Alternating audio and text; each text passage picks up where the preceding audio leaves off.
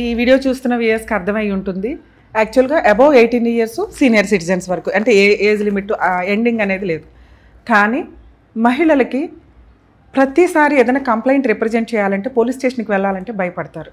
కానీ ఈరోజు commissioner madam Sharada గారు మనకి ఇస్తున్న భరోసా ఏంటంటే, టీనేజ్ పిల్లలు కానీ ఎవరైనా కానీ ఫోన్ చేస్తే వాళ్ళు తీసుకోగలిగే కేసు అయితే 100% తీసుకొని, అవతల వైపు ఎక్కడి నుంచి మీరు బాధితులు అవుతున్నారో, ఎవరి దగ్గర నుంచి హెరాస్మెంట్స్ ఫీల్ అవుతున్నారో వాళ్ళకి కౌన్సిలింగ్ ఇవ్వడమా, లేకపోతే పోలీస్ స్టేషన్కి రిఫర్ చేసి కేసులు రిజిస్టర్ చేయడమా, మీ పేరు బయటికి రాకుండా చూడటం అనేది 100% చేయడానికి ఆవిడ ఆల్రెడీ చేశారు. చేయడానికి కూడా మీకు హామీ ఇస్తున్నారు. అంటే ఈ మధ్యకాలంలో మేము అబ్జర్వ్ చేసిన ప్రొసీడింగ్స్లో ఏంటంటే, టీనేజ్ అమ్మాయిలు లవ్ చేయడమో లేకపోతే ఫిజికల్గా ఇమీడియట్గా కలిసేయడమో, దానివల్ల ఫొటోస్, న్యూడ్ ఫొటోస్ ఇవి తీసుకొని బ్లాక్మెయిల్ చేస్తున్న వాళ్ళు ఎక్కువ ఉన్నారు.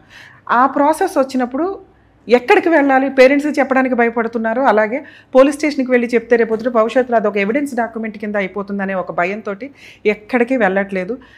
మేబీ నాకు ఎన్ని కాల్స్ చేసినా కూడా, నేను బయటికి రానివ్వకుండా ఎన్ని చేసినప్పటికీ మీకు గవర్నమెంట్ తరపు నుంచి పూర్తిగా హక్కు ఎక్కడి నుంచి వస్తుందంటే ఉమెన్స్ కమిషన్ చైర్పర్సన్ నుంచి. ఎందుకంటే బయటికి విషయం రానివ్వకుండా మీకు సేఫ్గా మీ పేరెంట్స్ని పిలిపించి కౌన్సిలింగ్ ఇవ్వడం కానీ, అవతల వ్యక్తుల్ని ఎవరైతే అక్యూజ్డ్స్ ఉంటారో, మిమ్మల్ని ఇబ్బంది పెట్టిన వ్యక్తులు ఉంటారో వాళ్ళని తీసుకొచ్చి వాళ్ళ మీద కేసు రిజిస్టర్ చేయాలా, లేకపోతే లెటర్స్ రాసి భవిష్యత్తులో ఇంకొక ఛాన్స్ అట్లాంటి క్రైమ్ చేయకుండా కంటిన్యూ చేయించి మీకు ఒక భరోసా లెటర్స్ రాయించాలా అనేది కూడా చూడడానికి ఎక్కువ అవకాశం ఉంది.